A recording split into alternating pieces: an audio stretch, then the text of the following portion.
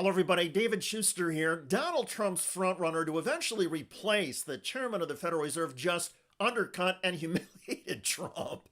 Federal Reserve Governor Christopher Waller appeared on CNBC and said Trump's tariff-heavy trade policy was bad for the economy. I do see slower growth through the year, mainly because of the tariff impacts. I mean, tariffs are a tax.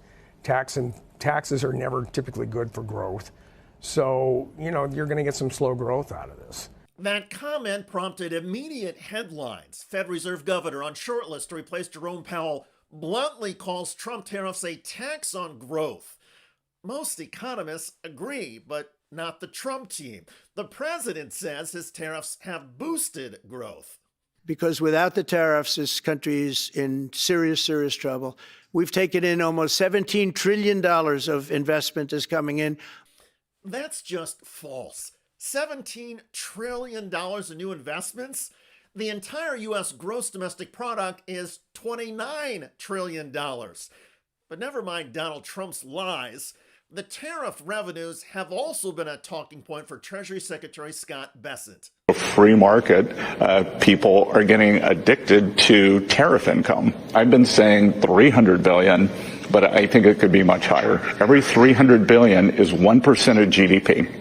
Except, as experts, including Phil Gordon, have noted, collecting $300 billion in tariffs does not add 1% to GDP. It just transfers it from U.S. consumers and businesses to the government while making goods more expensive, hurting exporters, and creating an exemption process ripe for corruption.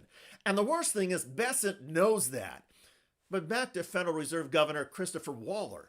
His matter-of-fact comments about tariffs being a tax on growth are particularly stunning given his status in Trump world until now.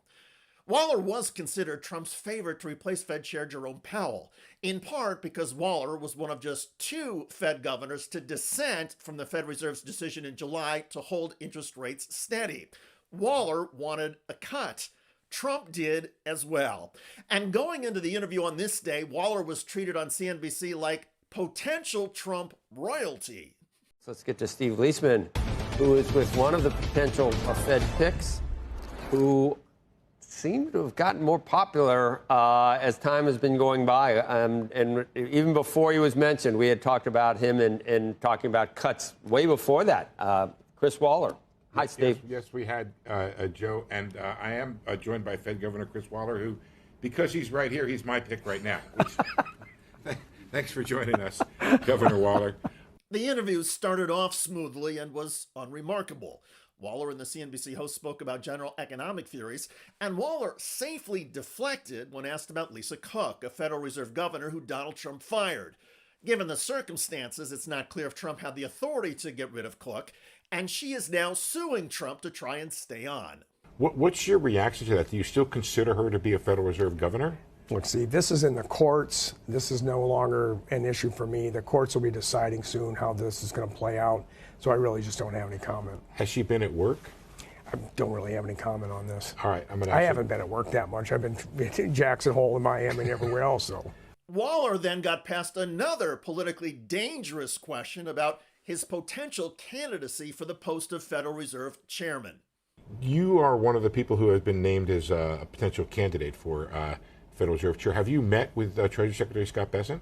I've met with Scott in the past, but it wasn't an interview for this job. It was just more of talking, and particularly some of my speeches and things like that. So it was a while back, but we haven't had any kind of interview yet. Do you have one scheduled? No, I don't at this moment. Again, Waller handled a thorny issue calmly and diplomatically. But then, after about 8 or 9 minutes, Waller was asked about tariffs and said they slow down the economy. Waller tried to soften his answer by saying he doesn't believe the U.S. is headed to a Trump recession. Yeah, I don't see recession in my forecast at all, but I do see slower growth through the year, mainly because of the tariff impacts. I mean, tariffs are a tax. Tariffs are a tax. But that kind of statement is blasphemy at the Trump White House. And Waller didn't stop there. He pointed out that workforce or labor demand under Trump is slowing down and has been hidden by low unemployment rates.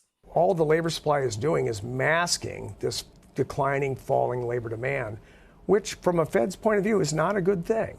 our goal is not to say, hey, the unemployment rate is great while labor demand and job creation is falling. That's not what our objective is. It's maximum employment. Waller also spoke about the need for the Federal Reserve to maintain its independence, a slap at Donald Trump's effort to control the Fed.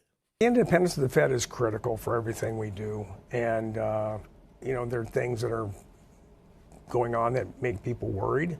But I still believe that we have an independent Fed. People that are appointed will behave that way and act in an apolitical fashion. So I think no matter what, the Fed will maintain its independence. According to several reports, Waller talked himself right out of Donald Trump's good graces. The first 8 minutes or so of the interview were not controversial and were music to the ears of the Trump White House. The final 2 minutes were a disaster, though, for Trump, simply because Waller spoke a universal truth about tariffs, added a swipe about slowing labor demand, and embraced Fed independence. And in Donald Trump's world, failing to adhere to Trump's delusions or fantasies about anything, including the economy, is considered a betrayal. So Waller, by some accounts, is no longer a Trump favorite or potential pick to be the next Fed chair. Waller won credibility among economic policy wonks, but he committed Trump MAGA political heresy. The term of the current Fed chair, Jerome Powell, goes until next May. Powell says he will not leave until then, and Donald Trump has said that he will not fire Powell, even though Trump continues to disparage Powell. Still, the Fed leadership question for 2026 is full of palace intrigue. And now, there is frustration at the Trump White House, as a favorite to take over the Fed has undercut Trump merely by publicly speaking the truth. By the way, Donald Trump's Homeland Security Secretary Noem just stumbled over her own lies and is getting called out. I won't speak to the specifics of the operations that are planned in other cities, but I do know that LA wouldn't be standing today if President Trump hadn't taken action. Then that city would have burned down if left to the devices of the mayor and the governor of that state. California Democrat Robert Garcia. Obviously, Los Angeles, besides having seen decreases over the last 10, 20, 30 years overall in crime, the fact that LA wouldn't have been standing had Donald Trump not intervened is a fabrication. All they do is they look at the TV and they lie. Check out that video at the link below. It generated a lot of comments on YouTube. One of the most popular is from Celtic, who wrote of Noem, "She's an embarrassment. America's burning daily from Rump, the GOP, the Supreme Court, and the entire joke of a cabinet." I hear you. I look forward to reading your comments about a Trump favorite to be the next Fed chair, humiliating and undercutting Trump by stating basic economic facts. I'm David Shuster. Thanks for joining us.